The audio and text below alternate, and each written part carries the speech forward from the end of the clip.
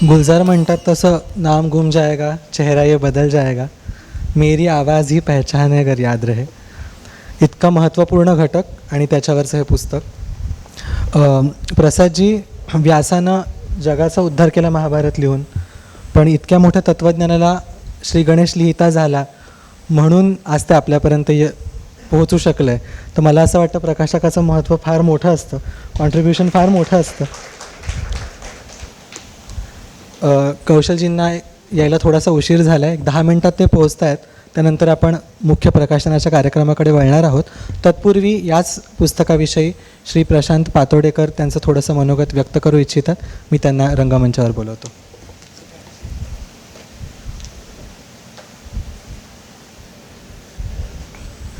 नमस्कार.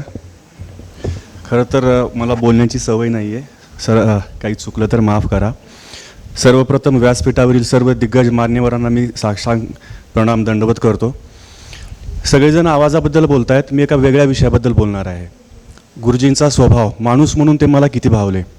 डॉक्टर जयंत करंदीकरांकडे मी आवाजशास्त्राचा अभ्यास करण्यासाठी जात असे सुरुवातीला अहमदनगरला. त्यावेळी सरांची गुरुजींची भेट झाली आणि इतक्या सहजतेने मला ते आपलंसं करून गेले आणि त्यानंतर सातत्याने त्यांचा संपर्क आणि कॉन्टॅक्टमध्ये आम्ही राहिलो. मग करंदीकर सर गेल्यानंतर रानडे गुरुजींकडे मला जाण्याचा कल्याणला योग आला. मला आवर्जून नमूद करावं असं वाटते की त्यांनी म्हणजे कुठल्या समाजाचा आहेस तू, कुठल्या जातीचा आहेस, ह्या कसल्याही गोष्टीचा विचार न करता म्हणजे सोबत बसून ते मला त्यांच्यासोबत दिवसभर ठेवायचे आणि शिकवायचे, त्यांच्यासोबत जेवणे.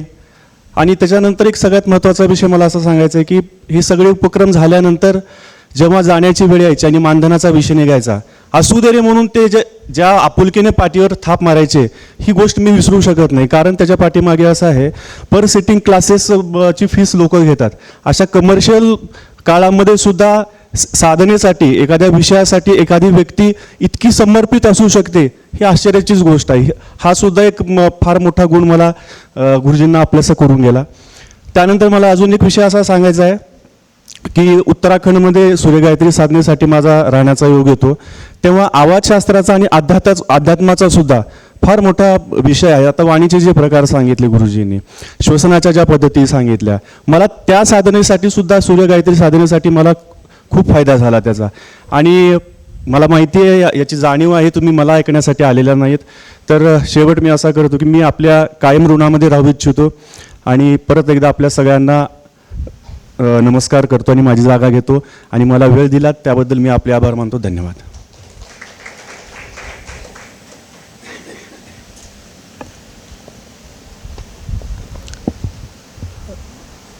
धन्यवाद प्रशांतजी. एकदा जोरदार टाळ्या होऊ देत. आपले दुसरे मुख्य अतिथी श्री कौशलजी इनामदार आलेले आहेत. मी रानडे काकांना विनंती करतो की त्यांनी कौशलजींचा आधी सत्कार करून घ्यावा.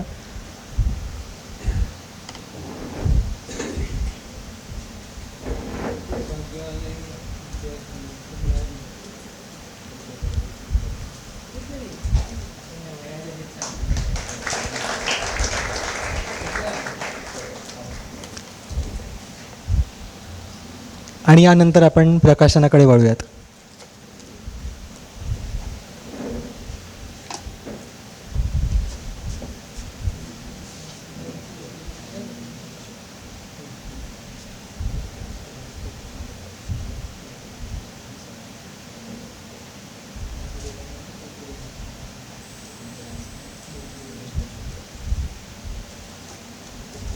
प्रकाशनासाठी श्री मिलिंद दास्ताने आणि श्री मिलिंद शिंत्रे या दोघांनी सुद्धा व्यासपीठावर यावं.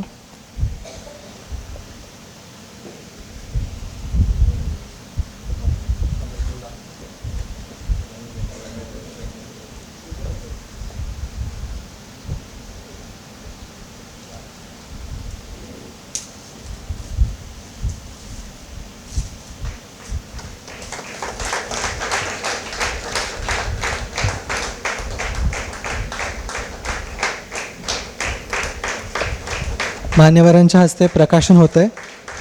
आवाज साधनेचे रहस्य म्हणजेच परंपरागत भारतीय जीवनशैली. लेखक श्री श्रीकांत रानडे.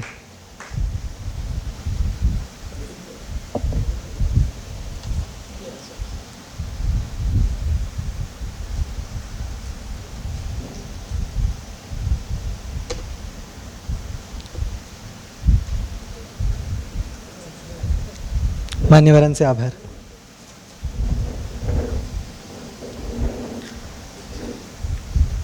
यानंतर ज्येष्ठ लेखिका विदुषी अश्विनी रानडे त्यांचं या पुस्तकाविषयीचं मनोगत व्यक्त करायला येतात.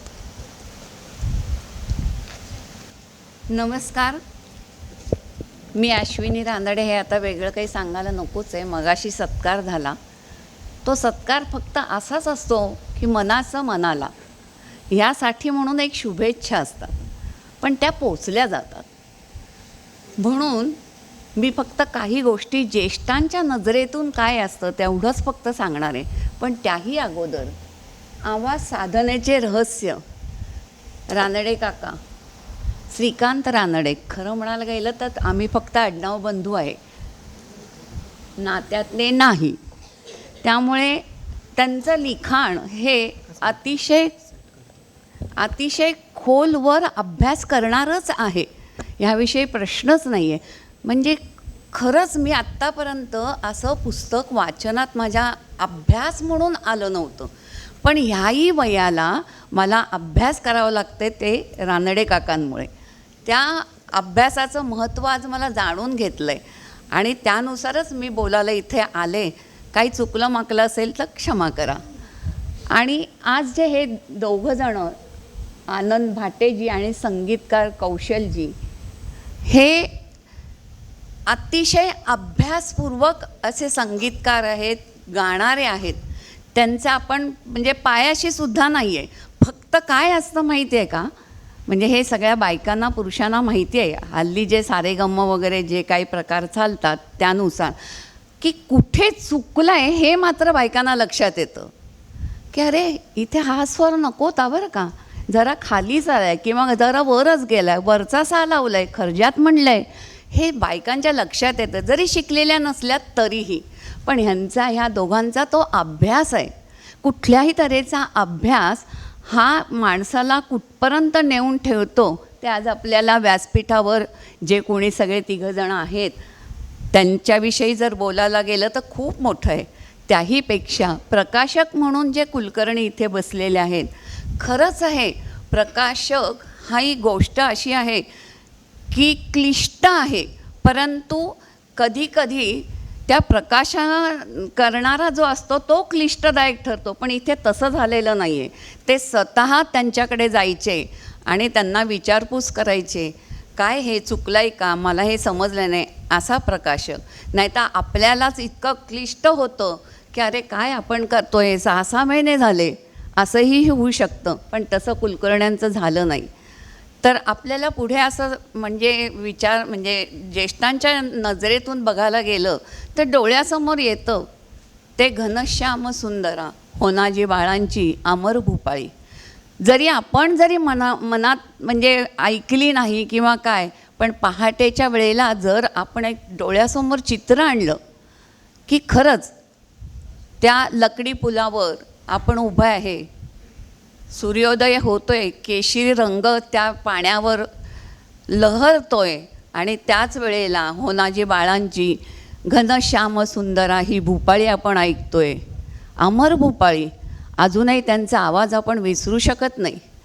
आणि अशी भूपाळी म्हणत असतानाच एखादा सत्पुरुष हातात तांब्याचा कलश घेऊन सूर्याला अर्घ्य देत असतो, ओंकाराचा हुंकार देत असतो.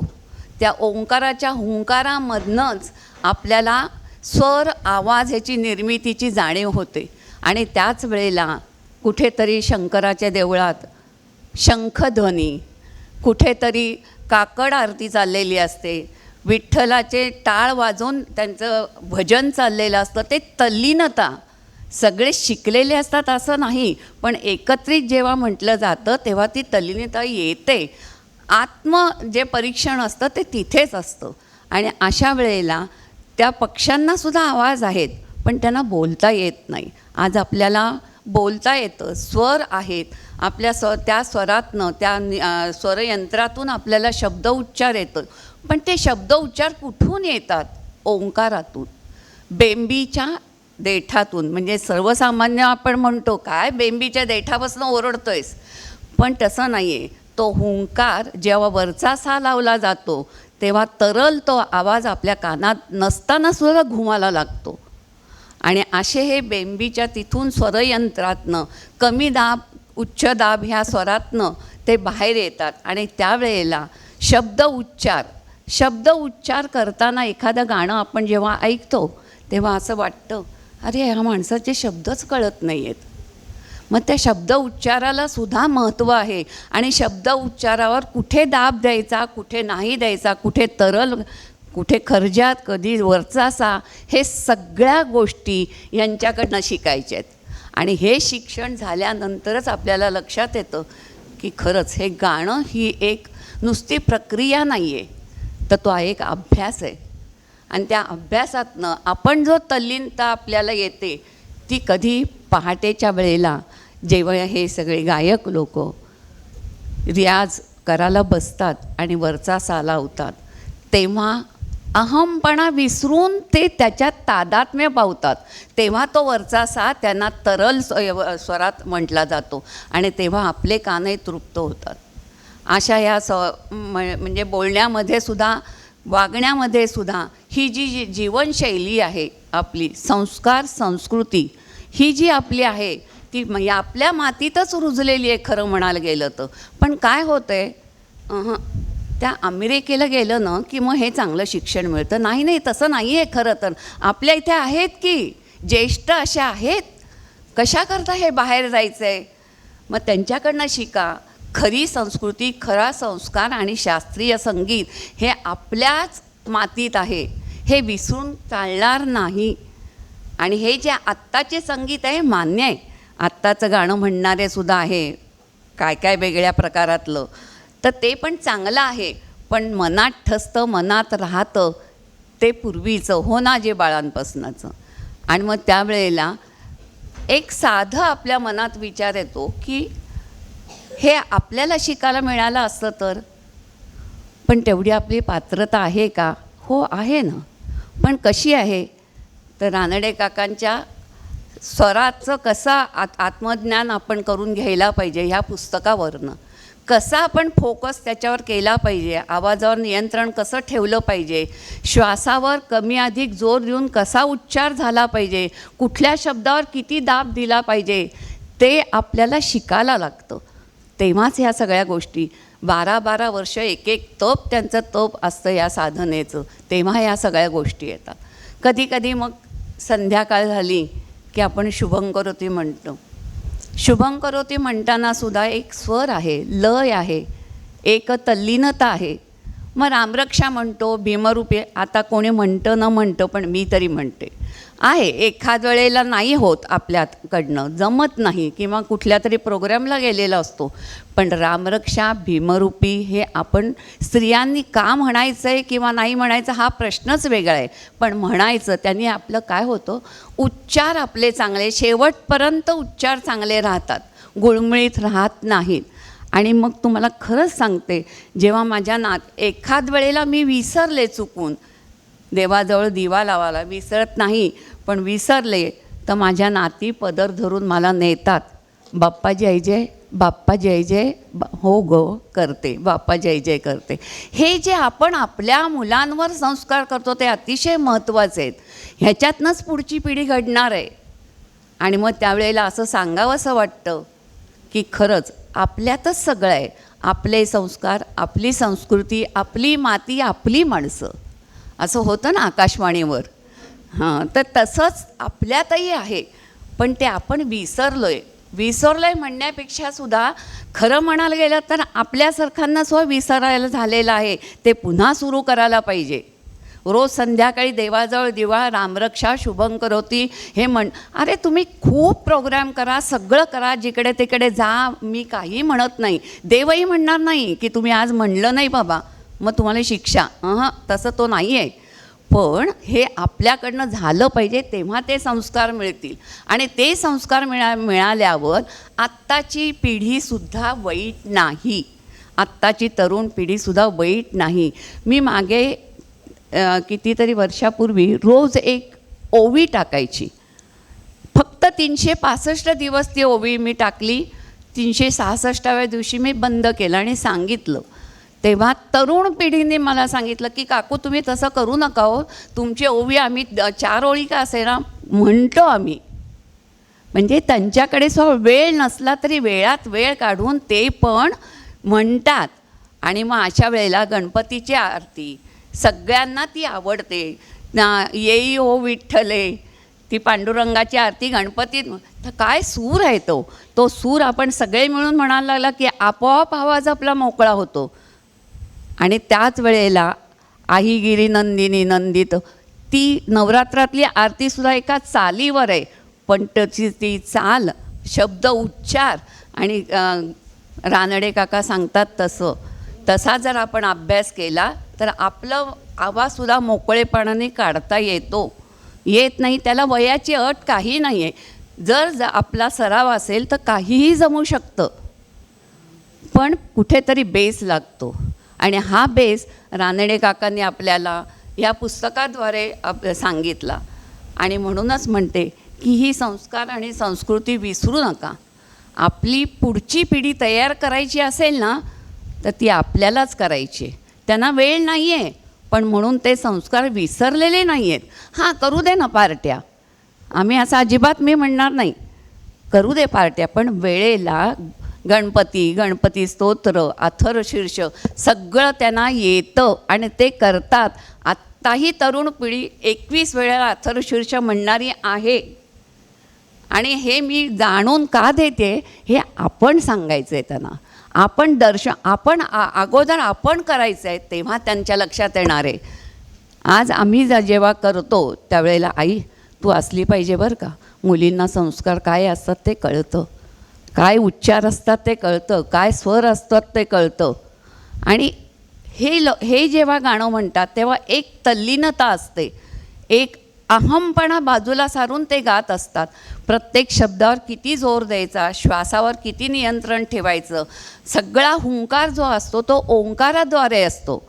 ओंकार स्वरूप रूप गणेशाचे, ते जे आपण म्हणतो ना उत्पत्ती, स्थिती आणि लय, ह्यानुसारच ते सगळ्या गोष्टी तुमच्यातसुद्धा तेच आहे. उत्पत्ती, स्थिती आणि लय स्वरांमध्ये सुद्धा तेच आहे. त्याप्रमाणे आपण गाणं म्हणण्याचा हे लोक प्रयत्न, म्हणजे अजूनही ते असं म्हणत नाही की मला सगळं जमलं, एवढे शिकलेले असूनसुद्धा. आणि आपण म्हणतो अरे वा मला जमलं वाटतं, असं नसतं कधी. ते मुराला लागतं, आतल्या मनात मुरावं लागतं, तेव्हा ते येतं. आणि आतल्या मनात मुरल्याशिवाय तो आवाज बाहेर येत नाही. स्वरातून ते बाहेर येणं महत्त्वाचं असतं.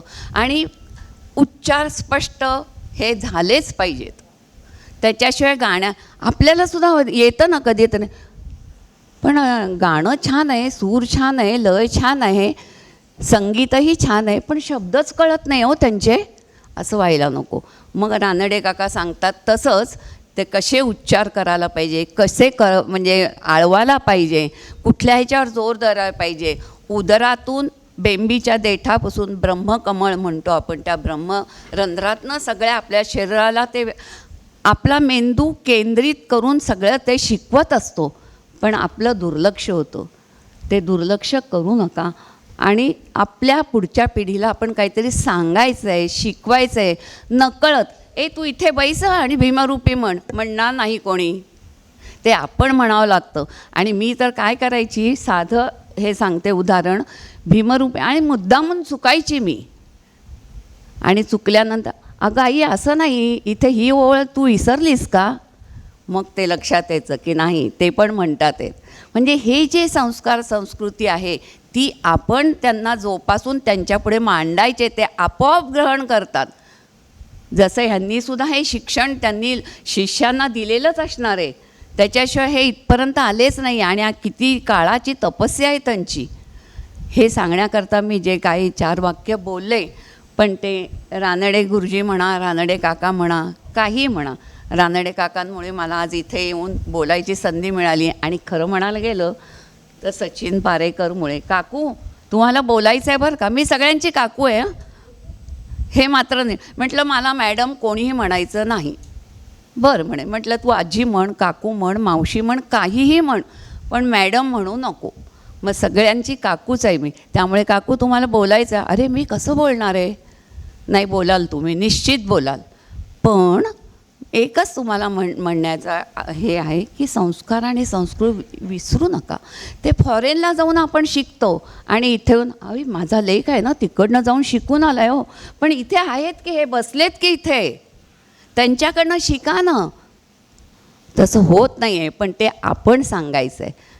आणि आत्ताच्या तरुण पिढीलासुद्धा मी खरंच सांगते, कोणी आत्ता या कुलकर्ण्यांनीच म्हणलं तर वाटतं की आत्ताची तरुण पिढीसुद्धा चांगली आहे आणि आपणही चांगलंच म्हणायचं त्यांना. त्याच्यावरती एक हे असते, नाही आई आपल्याला चांगलं म्हणते बरं का, म्हणजे तो काही वाईट दृष्टिकोन असतो तो बाजूला सारत जातो, निगेटिव्हिटी बाजूला होते, पॉझिटिव्ह थिंकिंग सकारात्मक ते जे चालना मिळते ना तीही चालना मिळते.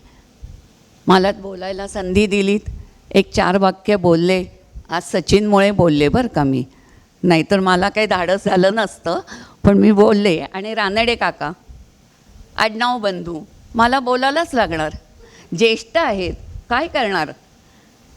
पण तरीसुद्धा मी प्रेक्षक नाही, मी रसिकांचे खूप आभार मानते. आज त्या रसिकांमुळे आज आम्ही हे लोक इथे आहेत, मी आज बोलते. आणि पत्रकार नाही हं, रसिकच हे बाहेर जाऊन सांगणार आहेत, अरे काय कार्यक्रम झाला, काय पुस्तक आहे, खरंच सगळ्यांनी भाषण खूप सुंदर केलं, हे रसिक सांगणार आहेत. त्यामुळे रसिकांनाही मी अभिवादन करते आणि ह्यांना तर अभिवादन करतेच आहे, कारण ते खूप ज्येष्ठही आहेत, श्रेष्ठही आहेत. तुम्ही म्हणाल तुम्ही वयाने ज्येष्ठ आहात, पण वयाने ज्येष्ठ असूनसुद्धा ते त्यांच्या ज्ञानाने श्रेष्ठ आहात, म्हणून मी त्यांना वंदनीय म्हणून मानते. आणि एवढं करून मी माझे 4 शब्द संपवते.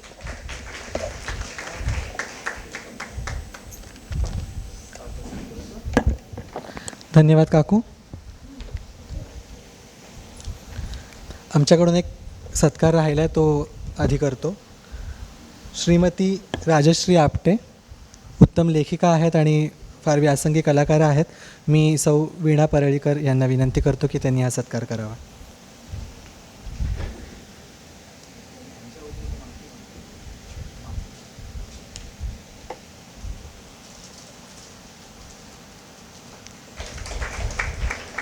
We are extremely sorry राजश्रीजी.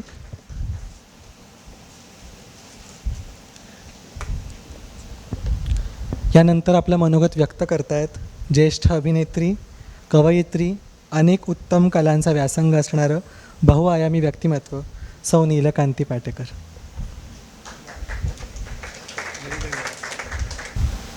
संगीत ऐकण्यापुरतं मर्यादित, बाथरूममध्ये गाण्यापुरतं मर्यादित, त्याच्या पलीकडे म्हणलं तर ओंकार खूप लहानपणापासून केलेला. पण असा अभ्यासू म्हणजे ज्या पद्धतीने शास्त्रोक्त ओंकार आहे, त्यांनी जे शास्त्र सांगितलं तसा ओंकार नाही. मला असं वाटलं की खूप टेक्निकल असं असलं की ते इतक्या कमी वेळात आत्मसात नाही करता येत सामान्य माणसांना माझ्यासारख्या. पण ओंकार कशात नाही असं मला वाटलं. अभिनय जसा फार शिकवून येत नाही असं मला वाटतं, म्हणजे मी कुठे शिकली नसल्यामुळे असेल, मला असं वाटतं की अभिनय हा शिकून येत नाही. म्हणजे मला सांगण्याचा उद्देश एवढाच होता की मी आज इथे जी उभी आहे ती खूप त्यांचा भरपूर अभ्यास, गाढा अभ्यास ह्याच्या पलीकडे जाऊन एक सामान्य ज्ञान असलेली बाई म्हणून इथे उभी आहे. आपल्या रोजच्या व्यवहारात मला ज्या गमती वाटल्या त्याचा सूरसुद्धा शेवटी ओंकारातच असतो.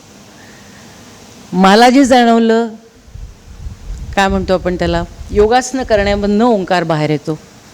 योगासनं ही श्वासाशी संलग्न असतात म्हणून ओंकार बाहेर येतो. पण इतका प्रॉमिनंट आणि इतकं आपण म्हणतो ना जगड्व्याळ असला तरीसुद्धा तो असा आत्मदय म्हणून सांगण्याचा उद्देश माझा इतका आहे की अतिशय सहज सोपं साधं तंत्र आणि शास्त्र आहे. ते खूप असं गहन नाही आहे. फिजिक्स शिकताना जी प्रिन्सिपल्स असतात, केमिस्ट्री शिकताना जी केमिकल्स आणि रिॲक्शन असतात, ते खूप अभ्यासाचं असतं आणि ते टेक्निकली आपण शिकतो. बरोबर आहे ना.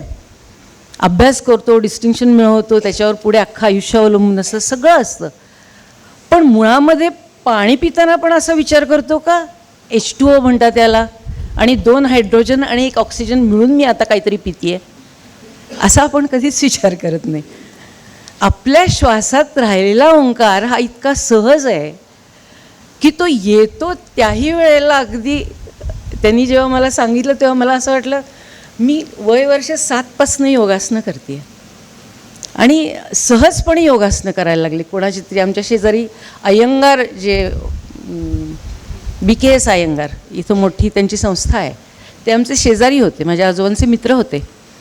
तर त्यांच्या मुलींशी मी खेळायला जायची आणि ते खेळता खेळता नेहमी त्यांना उलटंच बघायची शीर्षासन केलेलं. त्यांचे कोणतरी शिष्य असायचे आणि ते कायम त्यांना योगासनं शिकवायचे. पण तो जो श्वासाचा कंट्रोल आहे तो खेळता खेळता बघत गेले आणि करता करता करत गेले. कधी मी योगासनं शिकले नाही. पण मला असं वाटलं की योगासनं चांगली करणं, आपल्यातनं होणं, हे श्वासाच्या नियंत्रणाशिवाय होतच नाही. आणि तो श्वास माझ्या पोटातनं येतो त्याच वेळेला ते नियंत्रण होतं. श्वास सोडताना मी काय करायचं, श्वास घेताना मी काय करायचं, हे सहज आपल्यातनं येतं, कारण श्वास हा आपला सहज आहे. आणि जेवढं आपण त्याच्या खोलात थिअरी शिकायला जातो तेव्हा असं वाटतं एवढं काहीतरी मी करते, छे, एवढं काही मी करत नव्हते. पद्मासन घालून जेव्हा मी बसायचे आणि मी ओंकार म्हणायची, मनातल्या मनात म्हणायची, तेव्हा त्या पद्मासनाशी तादात्म्य साधत तो ओंकार असायचा. तादात्म्य हा केवढा मोठा शब्द आहे, तेवढं मी काही करायची नाही, सहज असायचं ते. पण आत्ता रानडे सरांनी सांगताना मला वाटलं, अल्ला, एवढं काहीतरी मी करत होते. आणि इतकी वर्ष, वर्ष 7 ते आत्तापर्यंत, वय नाही सांगत माझं, पण तरीसुद्धा इतकेपर्यंत मी हे करत होते. म्हणजे थिअरी तुम्हाला कळते त्यावेळेला तुम्हाला असं वाटतं हा केवढा मोठा चक्रव्यूह आहे, आपण घुसलो तर आहोत त्याच्यामध्ये, पण अभिमन्यू झालेला नाही आपला. म्हणायचा उद्देश असा आहे की काय सहज, काय सोपं, हे आपल्याला जेव्हा आपण करत करत करत करत जात असतो आणि एका लांबच्या वाटेवर पोचलेलो असतो तेव्हा कळतं की हे आपण करत आलेलो आहे. आमचे गुरु कोण संगीतातले? आमची गुरु आम्ही लहान असल्यापासून लता मंगेशकरला ऐकलेलं, आम्ही लहान असल्यापासून मोहम्मद रफीला ऐकलेलं, आम्ही लहान असल्यापासून किशोर कुमारला ऐकलेलं. आणि ते सुरात बेसुरात हा प्रश्नच नव्हता आमच्याकडे. 24 तास आम्ही त्यांना ऐकत होतो आणि तो सूर पक्का होता. आमचा गळा तेवढा गाता नसेलही, पण बाथरूममध्ये आम्ही गायचो त्यावेळेला आम्ही खुश व्हायचो. त्याचं कारण काय, ऐकलेले जे सूर होते ते इतके पक्के आणि सुंदर होते, त्या शब्दामागचे अर्थ इतके करेक्ट होते, आणि ज्या अनुभवातनं त्या वयात आम्ही जात होतो त्याला ते साक्षी होते. हा साक्षी हा शब्द न वापरता आजही आम्ही प्रेमात पडलो त्यावेळेला आम्हाला लता मंगेशकर आणि किशोर कुमारच आठवायचे.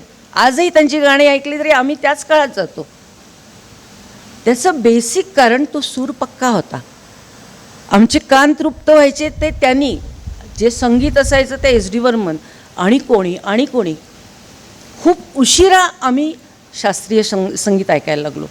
आणि शास्त्रीय संगीतातला राग न कळता सुद्धा असं ऐकायला लागलो आणि तृप्त होऊन ऐकायला लागलो. का? तर स्वर भीमसेनजींचा होता. म्हणजे भीमसेनजी जी हे आम्ही आता लावायला लागलो.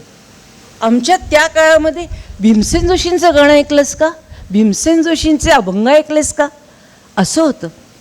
मग त्याच्यामध्ये सूर शाहीर साबळ्यांचाही होता. जसा भीमसेनजींचा होता तसा शाहीर साबळ्यांचाही होता, आणि शाहीर साबळ्यांचा होता तसा लावणी गाणाऱ्या सुलोचना चव्हाणांचाही तितकाच पक्का होता. म्हणजे इतक्या व्हरायटीने आमचे कान तृप्त झाले की आमच्या इथं ज्याला आम्ही नरडं म्हणायचो त्यांनी स्वरयंत्र म्हटलं, तर त्या नरड्यातनं जे काही निघायचं ते आम्हाला ऐकायला आमच्या कानांना आमचा स्वर आवडायचा. भले तो शिकलेला नव्हता तरी आमचा स्वर आमच्या कानांना आवडायचा. त्याचं कारण आम्ही हुबेहूब नक्कल करायचो. आम्हाला पुढचं म्युझिकसुद्धा जे इंटरल्यूड म्युझिक आहे ते सुद्धा आम्हाला पाठ असायचं. त्याचा राग आम्हाला माहीत नव्हता, आम्हाला कशाचा राग यायचा नाही, आम्हाला काय येत नाही याचा आम्हाला राग यायचा नाही, इतके आम्ही बेफाट होतो. आता इतकं आम्हाला साच्यात कुणी घातलेलं नव्हतं. आता ज्या साच्यात प्रत्येक मूल असतं ना, तेवढं मूल आम्ही नव्हतं. आम्ही बेभान मुलं होतो. आमच्या आईवडिलांनी आम्हाला मोकाट सोडलेलं होतं. त्याच्यामुळे आम्हाला कोकिळही आवडायचा. आम्हाला शेवटी कळलं की कोकिळा गात नाही, कोकिळ गातो. बरं का, कळलं ना. गाणं कोकिळा जरी तुम्ही म्हटलात तर कदाचित त्या गाणं कोकिळेचा तुम्ही अवमान करत असाल. बरोबर आहे ना. पण आम्हाला हे काही कळून न कळून सुद्धा प्रत्येक क्षणाला आम्ही निसर्गातलं संगीत इतकं सुंदर ऐकत होतो की आता असं वाटतं की खळखळ खळखळ हा शब्द तरी मुलांना माहीत आहे का? खळखळाट कसला खळखळाट? हास्याचा खळखळाट सुद्धा माहीत नाही. हसायचं कसं हे मुलांना माहीत नाही. म्हणजे त्यांचा स्वर त्यांच्या कानात नाही आहे, मग समोरच्याचा स्वर शिकवायला लागतोय त्यांना. आम्हाला तसं नव्हतं. आमचा स्वर आमच्या कानात होता. आम्हाला त्याचे पट्टी माहीत नव्हती, काळी पांढरी 1 2 5 काही माहिती नव्हतं. पण आम्हाला असं वाटायचं की ते गाणं जे विविध भारतीवर लागलेलं आहे ते मला म्हणता येतंय का. आम्ही वही घेऊन बसायचो, शब्द उतरवून घ्यायचो, शब्द पाठ करायचो आणि चोख म्हणायचो. गाण्याच्या भेंड्या खेळा तरी आम्ही सुरात गाण्याच्या भेंड्या खेळायचो. हां हां हां आता आम्ही म्हणलो हां तू काय ल ल ल ल ल ल ल असं राहिलं. आम्ही चोख गाणी म्हणायचो. आणि ह्या चोखपणाचं आमच्यामध्ये इतकं चोख सोनं उतरलेलं आहे ना की आता जरी आम्ही अंगाई म्हटली ना तरी ती गोड असते. माझ्या लेकाला तर मी सारे गम पधनिसा म्हणून मी त्याला झोपवलेलं आहे. कधी मी गाणं म्हटलेलं आहे. गाणं म्हटलं तर चिवकाऊचंच गाणं इतकं सुंदर असायचं ते. माझ्या आईने म्हटलेलं असंच गाणं असायचं ते आणि तितकं सहज असायचं ते. कधी आम्हाला असं वाटलं नाही की अरे वाटायचं हे लता मंगेशकरांनी म्हणलेली चाल वेगळी चुकली की काय हिची चाल. कारण आमच्या कानामध्ये आमच्या आईची अंगाई असायची. लता मंगेशकरांची अंगाई असेल तर ती हृदयनाथ मंगेशकरांनी संगीत दिलेली असायची. अवघडच असणार ना. आमच्या आईच्या गळ्यातनं सहज असायची ती. आमच्या आजीच्या गळ्यातनं ओवी सहज असायची ती. बहिणाबाईची ओवी जितकी सहज तेवढी आमची आजी सहज ओवी म्हणायची. आम्हाला ती माहिती असायची, तिचे शब्द माहिती असायचे, त्याचा अर्थ माहिती असायचा. आणि हे शब्द अर्थ सूर ताल तान या सगळ्या गोष्टी एकत्र येऊन आमच्या कानात असायच्या, आमच्या मेंदूवर अशा इम्प्रिंटेड आहेत.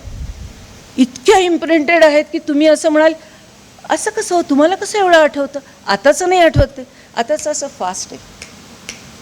काल ऐकलं तर आज त्याचे शब्द माहिती नसतात मला. आणि ऐकणारा सुद्धा एका सेकंदात विसरतो ती गोष्ट. त्याला कळतच नाही मी काल काय ऐकलं, त्याच्या पाठीमागे दृश्य काय आहे, त्याचा भाव काय आहे आणि त्याला म्हणायचं काय आहे. त्या संगीताच्या गोंगाटामध्ये ते सूर हरवलेले असतात, तो स्वर हरवलेला असतो. आज किशोर कुमारचा आवाज आहे का असा पहाडासारखा तुमच्या कानावर आपटतो. SD बर्मनांचं संगीत असतं पण ते इतकं मेलोडियस आणि त्याच्यात मग्न झालेलं असतं की तुम्ही बाजूला काढा ना दोघांना एकमेकांपासून. तुम्ही विदाऊट म्युझिक किशोर कुमार गाता. मी मुलगी आहे मी विसरते, मी बाई आहे विसरते. मी खड्या आवाजात किशोर कुमार गाते. का गाते तसं? कारण तो भाव माझ्या डोक्यात आहे, तो शब्द माझ्या डोक्यात आहे आणि तो अनुभव मी घेतलेला आहे. माझं आयुष्य जगताना त्या प्रत्येक अनुभवातनं मी गेलेली आहे. आजचे आईवडील मुलांना अनुभव किती देतात, मुलांना शिक्षण देतात, अनुभव नाही देत. अनुभव घ्यायलाच ते घाबरतात. मुलं घाबरतात. मुलांना असं वाटतं हे oh my God I can not. का रे बाबा. मुळात आईवडीलच तेवढे सक्षमतेने मुलांना अनुभव घेऊ देत नाही. तसं असता कामा नये ना. प्रत्येक अनुभव घे ना, चांगला वाईट बरा जो काही असेल तो घे. तुला जे वाटेल ते म्हण. पण ते म्हणणं हा जो प्रकार आहे तो म्हणणं आम्ही देत नाही. मला जरी वाटलं की हिने असं म्हणावं तरी ती म्हणते नको रे बाबा, आजचं सोशल मीडिया आहे. मी म्हटलेलं पुढे कायच्या काय वाटेल ते होऊ शकतं त्याचं.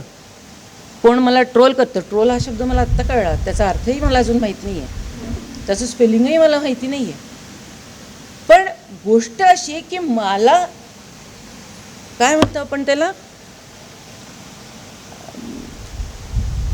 आत्ताच्या ह्याच्यामध्ये तू चांगली व्यक्त झालीस असं म्हणतात. एवढी मी भोजड व्यक्त होते की काय. व्यक्त हा शब्द व य क त असा आहे. बरोबर आहे ना शिंत्रे. हां असा शब्द आहे ना. किती अवघड शब्द आहे. मी तर किती सोपी बोलत असते. एक शब्द माझ्या बोलण्यात अवघड नसतो. मग तरी मी कशी काय भाऊ व्यक्त होते? आणि ते व्यक्त सुद्धा VYAKT, बरोबर ना? कारण जोडाक्षरच नाही माहिती मला, तर जोडाक्षराचा उच्चार नाही माहिती मला.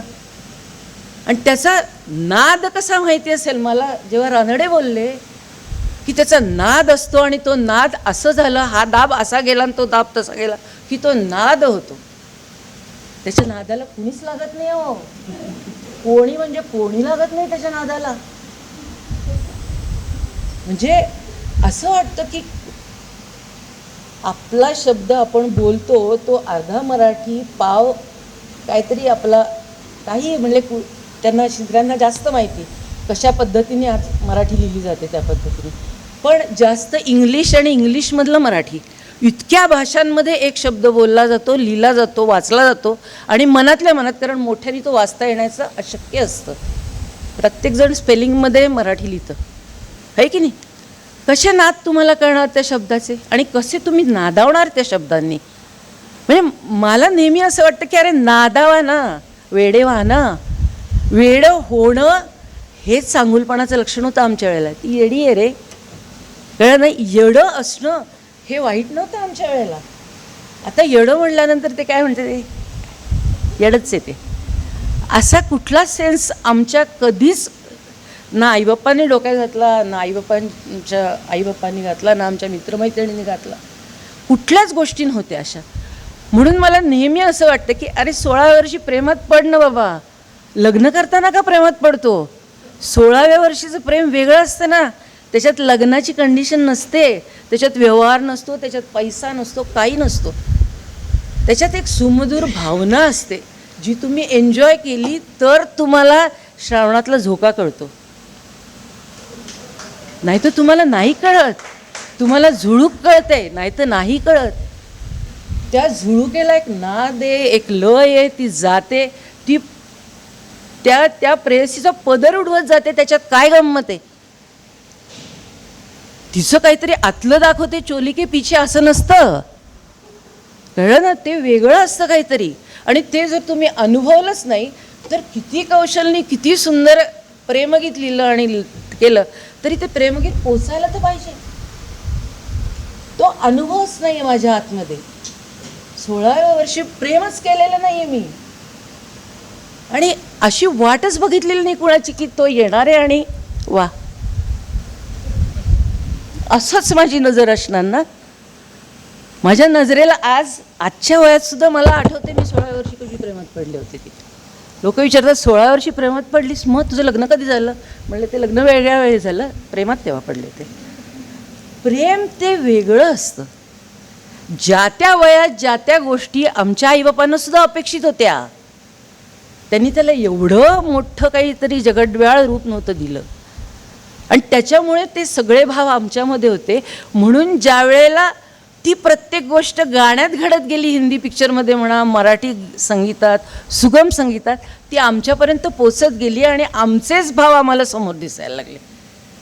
भले ते सुगम संगीत चित्रपटातलं नसेल, त्याला जयश्री गडकर आणि अजून कोणी नसतील समोर, पण आम्हाला ते समोर दिसायचं. आणि त्याचं बेसिक कारण असं होतं, तो स्वर आम्हाला आमचा अनुभवाने वाटला कायम. आम्हाला असा कुठलाही शिकवलेला स्वर नसला तरी अनुभवाने वाटला. त्याच्यामुळे मला आत्ता ऐकताना सुद्धा मी अशी विचार करत होते की एवढं जर त्यावेळेला रानडेंना भेटले असते मी तर सगळी गडबडच झाली असती माझी.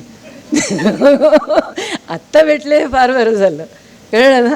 आता थिअरी शिकायला काही हरकत नाही. प्रॅक्टिकलच्या वेळेला प्रॅक्टिकल असावं, थिअरीच्या वेळेला थिअरी असावी, असा तो प्रकार आहे. आणि त्याच्यामुळे स्वर, सूर, ताल हा सगळा प्रकार आपल्या आत असायला पाहिजे.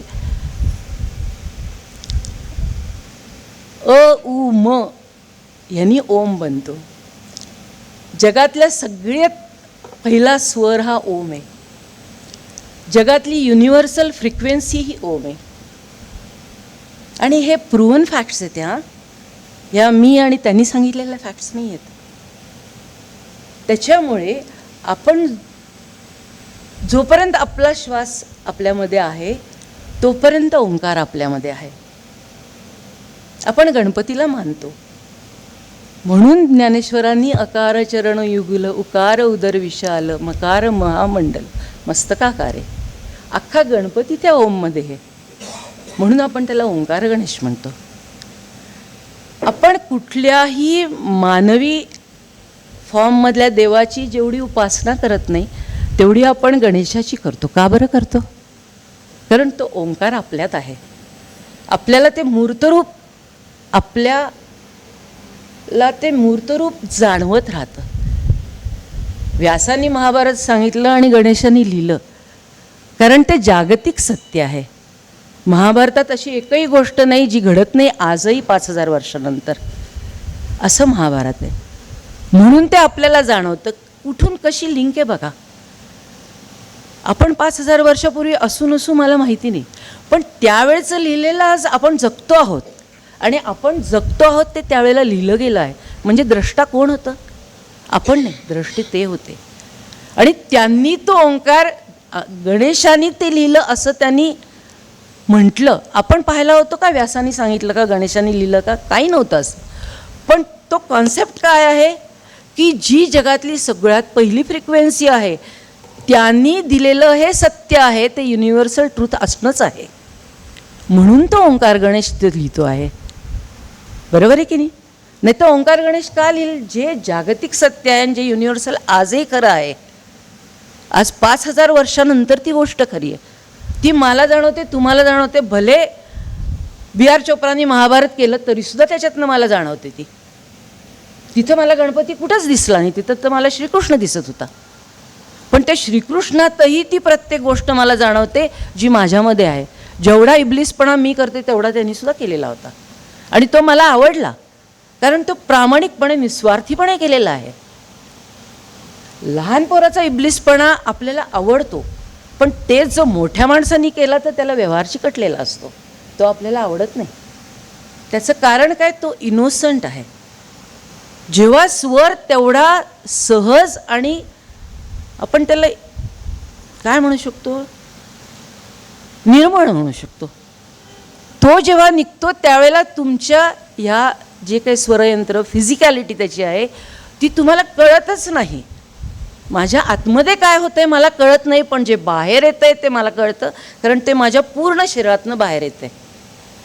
जेव्हा मी काम करत असते तेव्हा मला माहीत असतं की मी ह्याच्याशी बोलताना 4 फुटावर बोलते. मी अशी, अरे काय रे तू असं करतो, अशी बोलेन का? नाही बोलणार. तो इथे 4 फुटावर आहे माझ्या. मी माझा स्वर तसाच लावेन जो त्याला ऐकू जाईल. पण तेच जर इथं भाषण करायला कोणी उभं राहिलं तर इंदिरा गांधी कशा भाषण करायच्या? लाखो लोक समोर असायची. हा असल्याशिवाय तो माझ्या आतून स्वर एवढा होईल का? मी अशी बोलले तर तो स्वर नाही होणार. माझं अख्खं शरीर बोलतं त्यावेळेला तो माझा वरचा स्वर लागतो. पण तो वरचा सा आहे का तो कुठल्या पट्टीतला सा आहे मला काही माहिती नसतं, पण ती लय माझ्या कानामध्ये अजून आहे. भाइयो अशी ती एवढ्या मोठ्या आवाजात त्या बोलायच्या आणि तो माझा स्वर कानात आहे. आणि अतिशय शांत दीर्घंभीर लोक अशी बोलतात, आपको पता है आप क्या बोल रहे हैं? नहीं पता है आपको. पण तेही समोरच्या 1000 माणसांशी बोलत असतात. मग तो खालचा स्वर आहे, त्यांचा वरचा स्वर होता, यांचा खालचा स्वर आहे, पण दोन्ही तेवढेच कन्व्हिन्सिंग आहेत. ऐकणाऱ्याला ते कळत नसतं की ह्या स्वरामध्ये एवढा मोठा फरक आहे. ऐकणाऱ्याला विचार कळतात आणि विचारामागचा स्वर आपोआप आलेला असतो. जेव्हा ती गोष्ट सहज येते माझ्यामधनं तेव्हा ती शेवटच्या माणसाच्या भिंतीला लागून बसलेल्या माणसालाही कळत असते, कारण ती माझ्यातनं सहज आलेली असते. जेव्हा मला त्याच्यासाठी काही असं प्रकर्षानं करायला लागतं आणि ओढून ताणून मी माझी गात्र ओढून ताणून सगळं करत असते, त्यावेळेला समोरच्याला पहिल्या रांगेत सुद्धा म्हणतात, जरा गप्प बस ना ग बाई, कळतंय आम्हाला तू काय म्हणते असते. असं होतं ना. म्हणजे मला कुठला स्वर लावायचा हे माझ्या नकळत मी करत असते. आणि जेव्हा मी नकळत करते त्यावेळेला ते छान असतं. मला या सगळ्याचं समप करून एवढंच कळलं की जे आयुष्यभर मी जगले ते या सुरांमधूनच जगली आहे. आणि ते सूर भले 3ऱ्या माणसांचे असतील पण तरीसुद्धा ते माझ्यामध्ये मुरले म्हणून मला ते छान वाटले. आज कुठलंही, मी आज शेतावर राहते, गेली 4 वर्ष मी शेती करते, पण त्या शेतीमध्ये सुद्धा सकाळी उठल्यानंतर 2700 पक्षी असतात. एकाची शीळ वेगळी असते, एकाचं बोलणं वेगळं असतं. मला फक्त कोकिळच माहीत होतं तोपर्यंत. एक पक्षी फिरायला गेलं की दर पावलावर माझ्या पाठीमागे येऊन येऊन तो एका पद्धतीने मला हिंट देत असतो. जर काही तिकडं किडूक मिडूक असेल तर मला त्याची हिंट कळते आता, की तिथं जाऊ नको, पाऊल टाकू नको, हां तिथं कदाचित सापसुद्धा असेल. हे जेव्हा कळतं तुम्हाला, त्यावेळेला तुम्हाला सूर कळलेला असतो. त्याची भाषा जसं आत्ता कोणीतरी म्हणलं ना, की दोघं गप्प राहून बोलत होते, हे ना, भाषा कळत नाही तुम्हाला, पण ह्याचा अर्थ तुम्हाला कम्युनिकेशन नाही असं नाही होत. तुमचं कम्युनिकेशन असतं.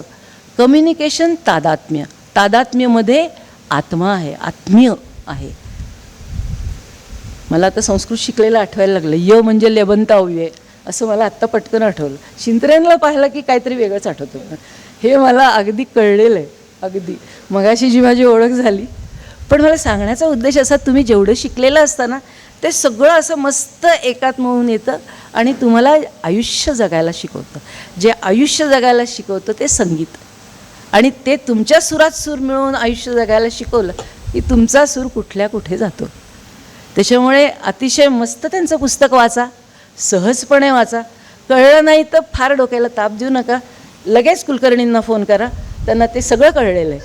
कळलं ना? थँक्यू.